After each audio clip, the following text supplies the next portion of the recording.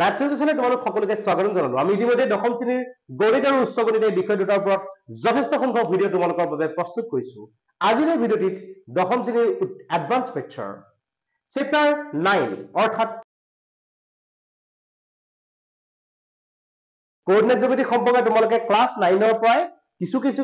আভাস পাইছা। তথাপিও ক্লাছ 10 ত যেটো কোঅৰ্ডিনেট জ্যামিতি চেপ্টাৰ কথা কোৱা হৈছে সেইটো একচুয়ালি সৰল ৰেখাৰ ওপৰত ডিপেন্ডেন্ট এটা চেপ্টাৰ। গতিকে যেহেতু আমি চেপ্টাৰটোত সৰল ৰেখাৰ কথা ডিসকাস কৰিব লাগিব, গতিকে একেবাৰে প্ৰথম কথাটো হৈছে আমাৰ বাবে সৰল ৰেখাৰ ক্ষেত্ৰত ইয়াৰ প্ৰামাণিক সমীকৰণটো কেনেকুৱা বা প্ৰামাণিক আৰ্হিটো কেনেকুৱা। আচলতে দুটা চলকযুক্ত ৰৈখিক সমীকৰণৰ যেটো প্ৰামাণিক আৰ্হি সেই আৰ্হিটোৱে হৈছে আমাৰ বাবে কি সৰল ৰেখাৰ সমীকৰণ। গতিকে দুটা চলকযুক্ত ৰৈখিক সমীকৰণৰ প্ৰামাণিক আৰ্হিটো আমাৰ বাবে হৈছে ax + by + c = 0, যত আমি কৈছিলো যে a ≠ 0 b ≠ 0, যত x আৰু y নামৰ এই দুটাক আমি ভেৰিয়েবল বুলি কৈছো আৰু a b c এইবিলাকক আমি একোটা ধ্ৰুৱক বা কনস্ট্যান্ট বুলি কৈছো। এইটো আছিল আমাৰ প্ৰথম ঘাতৰ সমীকৰণ। এতিয়া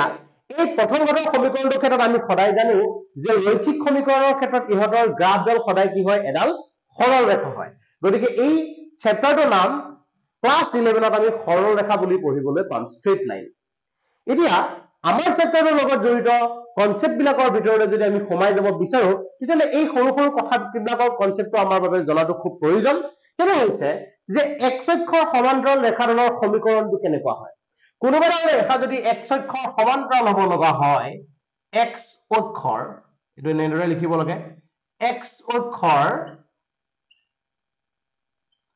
সমান্তৰাল ৰেখাৰ সমীকৰণ। শৰ্ট কোৱেশ্চনত তোমালোকে এনে ধৰণৰ কোৱেশ্চনবোৰ দেখা পাব পাৰা। সমান্তৰাল ৰেখাৰ সমীকৰণ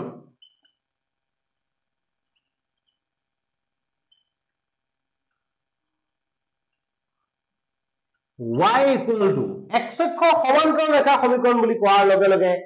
y = হ'ব আমাৰ বাবে কনস্ট্যান্ট বা ধ্ৰুৱক, যাক আমি k দ্বাৰা ডিনোট কৰো। একেদৰে আমাক যদি কোৱা হয় যে y অক্ষৰ সমান্তৰাল ৰেখাৰ সমীকৰণ তেতিয়াহলে আমি ক'ব লাগিব x = কনস্ট্যান্ট। এইটো ফৰ্ম তোমালোকে মনত ৰাখিবা যে x অক্ষৰ সমান্তৰাল সমীকৰণ হ'বলৈ হলে কেনেকুৱা হ'ব লাগিব y = কনস্ট্যান্ট বা y = ধ্ৰুৱক। একেদৰে y অক্ষৰ সমান্তৰাল হ'বলৈ হলে কি হ'ব লাগিব x = কনস্ট্যান্ট। ইয়াতে এটা কথা যে x অক্ষৰ সমীকৰণটো কেনেকুৱা, x অক্ষৰ সমীকৰণ এই সৰু সৰু কথাবিলাক মনোযোগ দিবা। x অক্ষৰ সমীকৰণ বুলি কোৱাৰ লগে লগে কোনো বেলেগ চিন্তা কৰিব লগা নালাগে। আচলতে এইটো তোমালোকে ক্লাছ 9 ৰ কোঅৰ্ডিনেট জ্যামিতি নামৰ যেটো চেপ্টাৰ আছিল তাৰ পিছে x অক্ষৰ সমীকৰণ বুলি ক'লে y = 0 আৰু y অক্ষৰ সমীকৰণ বুলি যদি আমাক কোৱা হয় y অক্ষৰ সমীকৰণ তেতিয়াহলে আমি ক'ব লাগিব y অক্ষৰ সমীকৰণ মানে হ'ব x = 0। এই সৰু সৰু কথাকেইটা তোমালোকৰ মনত ৰখাটো খুব প্ৰয়োজনীয়, তাৰ বাবে মই তোমালোকক লিখি দিছো। ফাৰ্স্ট হৈছো মই একেবাৰে প্ৰথম ডিসকাস কৰা বিষয়বস্তুটো আছিল যে সৰল ৰেখা এডালৰ সমীকৰণ মানে কি। দ্বিতীয় বিষয়বস্তুটো আছিল যে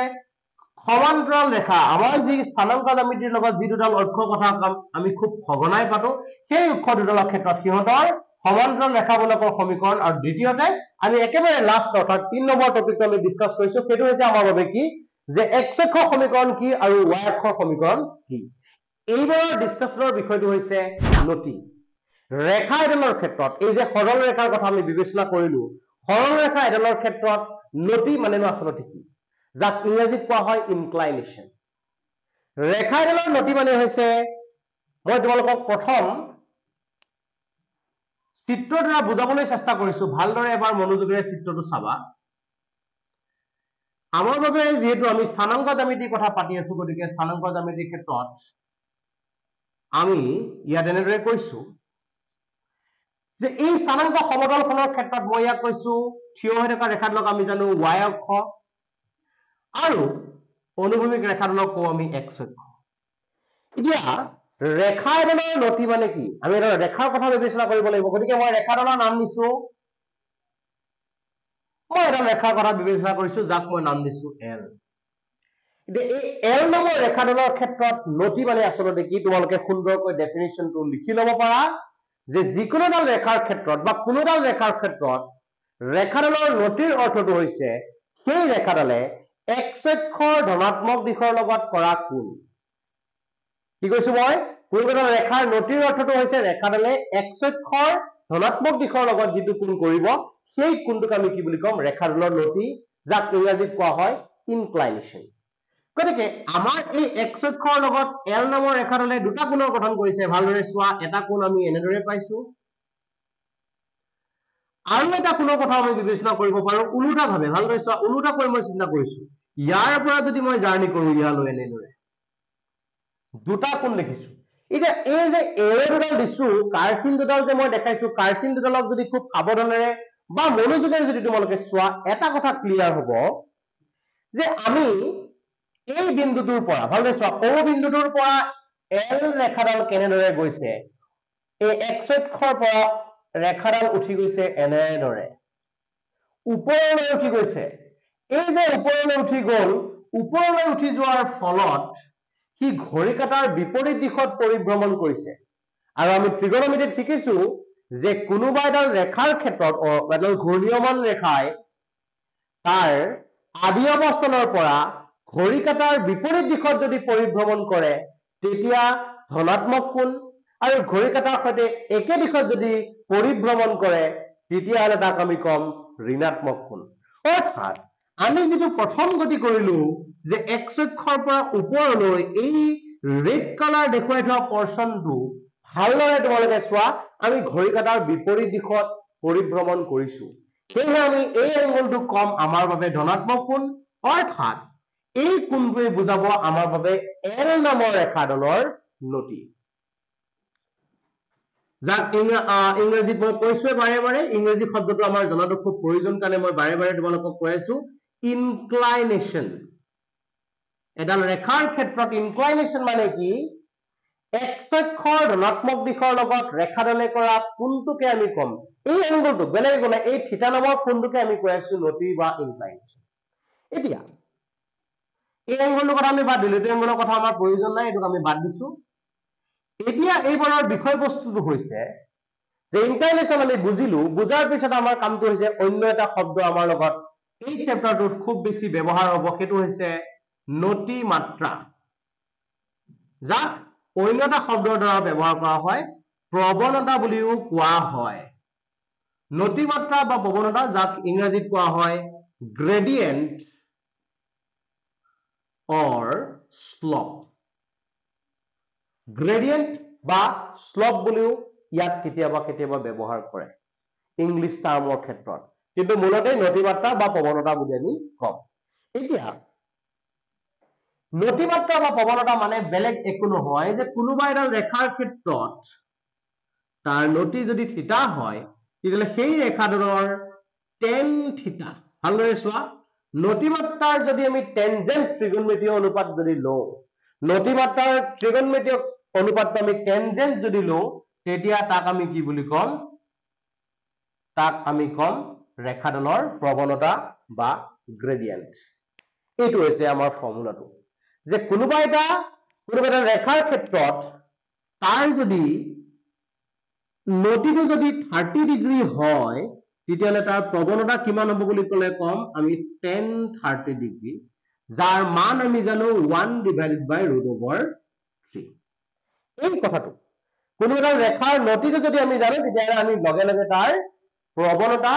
উলিয়াই দিব পাৰো এই ফৰ্মুলাটোৰ সহায়ত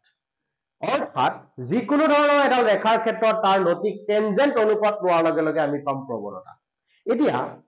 প্ৰৱণতা উলিওৱাৰ ক্ষেত্ৰত ফৰ্মুলালৈ যদি আমি আগবাঢ়ি যাব বিচাৰো এটা ফৰ্মুলা আমাৰ বাবে খুব প্ৰয়োজনীয় সেইটো হৈছে যে দুটা বিন্দুৰ মাজেৰে যোৱা এডাল ৰেখাৰ প্ৰৱণতা কেনেকুৱা হেডিংটো তোমালোকৰ বুকত নিশ্চয়কৈ সকলোৱে দেখিছা যে দুটা বিন্দুৰ মাজেৰে যোৱা এডাল ৰেখাৰ প্ৰৱণতা কথাটো আমাক এটা বিন্দু এটা পইণ্ট আমাক দিছে সেই পইণ্টৰ বিষয়ে আমি যদি ডিসকাস কৰো তেতিয়ালে মই বিবেচনা কৰিছো যে আমাৰ L নামৰ ৰেখাডালৰ ওপৰত দুটা বিন্দু আছে এটা বিন্দুৰ নাম দিছো মই A আৰু আন এটা বিন্দুৰ নাম দিছো মই B A আৰু B নামৰ দুটা বিন্দুৰ কথা মই বিবেচনা কৰিছো এতিয়া এই A আৰু B নামৰ বিন্দু দুটাৰ ক্ষেত্ৰত ইহঁত যেটো এই স্থানাংক সমতলখনৰ ওপৰত অৱস্থান কৰিছে আমি জানো যে স্থানাংক সমতল এখনৰ ওপৰত থকা প্ৰত্যেকটো বিন্দুৰ স্থানাংকৰ আৰ্হিটো সদায় কেনেকুৱা x y দৰে গতিকে যেহেতু আমাৰ ইয়াত দুটা বিন্দু আছে গতিকে x1 y1 আৰু x2 y2 বুলি আমি দুটা নাম পৃথকে পৃথকে দিছো পৃথকে পৃথকে দুটা নাম দিলো নাম দিয়াৰ পিছত আমি আমাৰ সুবিধাৰ বাবে ইয়াতে দুটা লম্ব অংকন কৰিছো কোলৈ x অক্ষৰ ওপৰত এটা লম্ব অংকন কৰিছো a বিন্দুৰ পৰা যাক নাম দিছো am আৰু b বিন্দুৰ পৰা অংকন কৰিছো যাক নাম দিছো bn আকৌ a বিন্দুৰ পৰা ইয়াৰ ওপৰত bn ৰ ওপৰত অংকা লম্বডালক ap ৰে নামকৰণ কৰিছো এইখিনিতে তোমালোকে খুব সুন্দৰকৈ বুজি পাইছা এইখিনি আমি অংকন আমি নিজৰ সুবিধাৰ বাবে আমি কিবা এটা উলিয়াবলৈ বিচাৰিছো তাৰ বাবে আমি ইয়াত নোট কৰিছো এতিয়া কথাটো হ'ল যে am আমি লম্ব কিছু bn লম্ব এইখিনি লম্ব আকাৰ কথাখিনি আমি কলো তোমালোকে সুন্দৰকৈ লিখি দিবা যে বিন্দুটোৰ a আৰু b বিন্দুৰ পৰা x অক্ষৰ ওপৰত am আৰু bn দুটা লম্ব আকাৰ হ'ল আৰু a বিন্দুৰ পৰা bn ৰ ওপৰত ap লম্ব অঁকা হ'ল বা ap পাৰপেন্ডিকুলাৰ টু bn টনা হ'ল এনেদৰে লিখিলেই হ'ব এতিয়া কামটো কি কৰিছো আমি ছবিৰ পৰা চাই চাই কথাবিলাক অলপ অলপকৈ আমি ক'বলৈ চেষ্টা কৰিম যেহেতু আমি এই a নামৰ বিন্দুটো পাবৰ বাবে এটো মই ছুটি কৰি দিছো তোমালোকক অলপ লিখিবলৈ মই ঠাই উলাই লৈছো ইয়াত এটা আমাৰ বাবে y অক্ষ আছিল এই a নামৰ বিন্দুটো পাবৰ বাবে আমি এনেদৰে প্ৰথম অৱস্থাত x অক্ষত গতি কৰিছো তাৰ পিছত আমি এনেদৰে y অক্ষত গতি কৰিছো গতিকে x অক্ষত যেটো গতি কৰিছো সেই গতি কৰা দিকটো কিমান গৈছো আমি x অক্ষত ভালদৰে চোৱা x ৰ মান যিমান সিমানে আমি গৈছো অৰ্থাৎ o পৰা m লৈ যাবৰ বাবে আমি x1 দূৰত্ব পৰিভ্ৰমণ কৰিছো আকৌ m ৰ পৰা a পাবলৈ আমি y1 সিমিলাৰলি o পৰা n পাবলৈ আমি কৰিছো x2 আৰু ইয়াৰ পৰা ইয়াত পাবলৈ আমি কৰিছো y2 গতিকে ইয়াত যদি মই সুন্দৰকৈ লিখি লব বিচাৰো তেতিয়া এনেকৈ কৈছো চোৱা যে om চিত্ৰৰ পৰা বুলি লিখিবা ইয়াত চিত্ৰৰ পৰা কি কৰিছো মই o পৰা m লৈ গৈছো om x1 আৰু ইফালে ওপৰলৈ গুচি গলো গতিকে তাক আমি কৈছো am y1 আকৌ o পৰা n লৈ যে গৈছো o পৰা n লৈ তাক মই কৈছো x2 আৰু n ৰ পৰা b লৈ গৈছো তাক মই কৈছো bn তাৰ মানটো হৈছে y2 এতিয়া চিত্ৰৰ মোক কথাবিলাক বৰ্ণনা দিব মোক কি প্ৰয়োজন আছে মোৰ প্ৰয়োজনীয় অংশটোলৈ মই যাম কাৰণ মই বিবেচনা কৰি আছো মোৰ এই ট্ৰায়াঙ্গলটোৰ কথা এই ট্ৰায়াঙ্গলটোৰ ক্ষেত্ৰত এই কোণটো যদি থিতা হয় এই কোণটোৰ মানো আমাৰ বাবে কিমান হ'ব থিতাই হ'ব তাৰ কাৰণটো কি তোমালোকে নিশ্চয়কৈ জানা যে এই ৰেখাডাল যেহেতু আমাৰ বাবে এইডাল ৰেখা আৰু এই ৰেখাডাল y অক্ষ আৰু এই am ডাল যেহেতু দেখিছো দুইডালে x অক্ষৰ ওপৰত লম্ব আছে গতিকে কিহতে এডালে আনডালৰ লগত সমান্তৰাল হ'ব আৰু সেইভাবে দুইটাই আমাৰ একান্তৰ আমাৰ অনুৰূপ কোণ গঠন কৰিছে গতিকে সিহঁতৰ মান সমান সমান হোৱাটো ফাইনেল এতিয়া ত্ৰিভুজ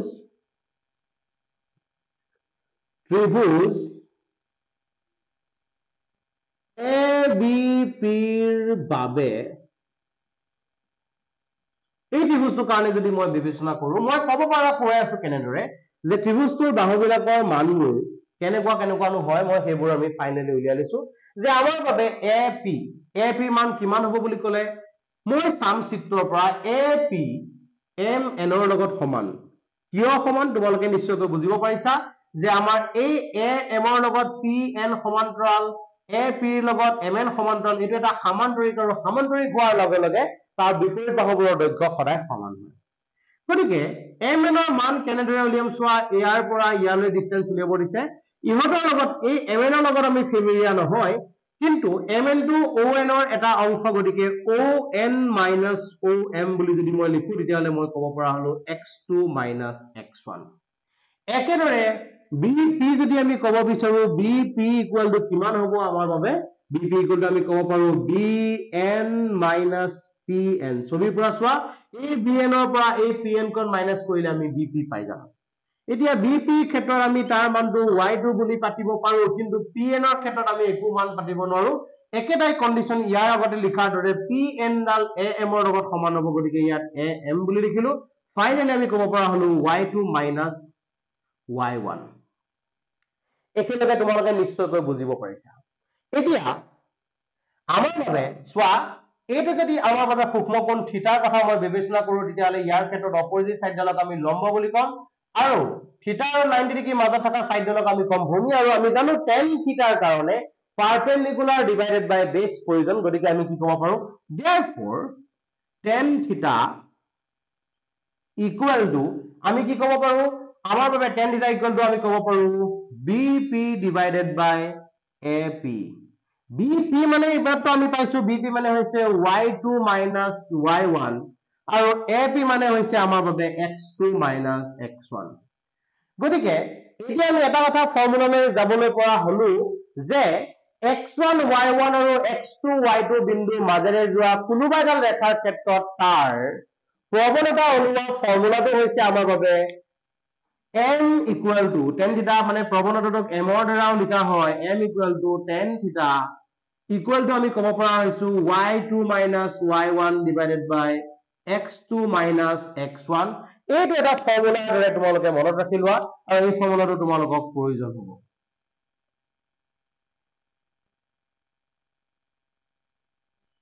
এইটো তোমালোকৰ প্ৰয়োজন হ'ব খুব বেছি মই কি বুলি কৈছো মই ৰিভিজন কৰিছো আমাৰ ভিডিওটোত ইতিমধ্যে আমি এই কথাখিনিৰ ওপৰত ডিসকাস কৰাটো খুব প্ৰয়োজনীয় আছিল সেইবাবে কোৱেশ্চনবোৰ সলভ কৰাৰ আগত এইকেইটা কথা জনাটো প্ৰয়োজন আছিল বাবে মই এবাৰ দেখাই লৈছো ফাৰ্স্ট কথাটো আমি ডিসকাস কৰিছিলো নটিৰ বিষয় কোনোবা ৰেখাৰ ক্ষেত্ৰত সেই ৰেখাডালে x অক্ষৰ ধনাত্মক দিশৰ লগত কৰা কোণটোক আমি থিতা নটি বুলি কৈছিলো আৰু সেই নটিৰ ক্ষেত্ৰত যিকোনো এটা ৰেখাৰ নটিটোক আমি tan থিতা যদি ললো টেনজেন্ট ট্ৰিগোনোমেট্ৰিক ৰেশিও যদি আমি লওঁ তেতিয়াহলে তাক আমি কম নতিমাত্ৰা বা প্ৰৱণতা আৰু নতিমাত্ৰা প্ৰৱণতা উলিওৱাৰ ক্ষেত্ৰত আমি ফৰ্মুলালৈ যদি যাব বিচাৰো যে x1 y1 আৰু x2 y2 বিন্দুৰ মাজেৰে যোৱা কোনোবা এডাল ৰেখাৰ ক্ষেত্ৰত সেই ৰেখাডালৰ নতিমাত্ৰা উলিওৱা ফৰ্মুলাটো হৈছে y2 minus y1 divided by x2 minus x1 গতিকে নিশ্চয়কৈ এই কথাখিনি খুব সুন্দৰকৈ বুজিছা গতিকে ইয়াৰ পিছৰ যিটো ক্লাছ আমি ল'ম এই ক্লাছটোত আমি কি কৰিম এই যিখিনি কনসেপ্ট আজি আমি ব্যৱহাৰ কৰিলো আমি যিখিনি শিকিলো তাৰ ওপৰত সিহঁতৰ এপ্লিকেশন অৰ্থাৎ ইহঁত কেনেদৰে প্ৰশ্নবোৰত ইহঁত ব্যৱহাৰ কৰিব পৰা যাব সেই সম্পৰ্কে ডিসকাস কৰিম আজিলৈ মানে ধন্যবাদ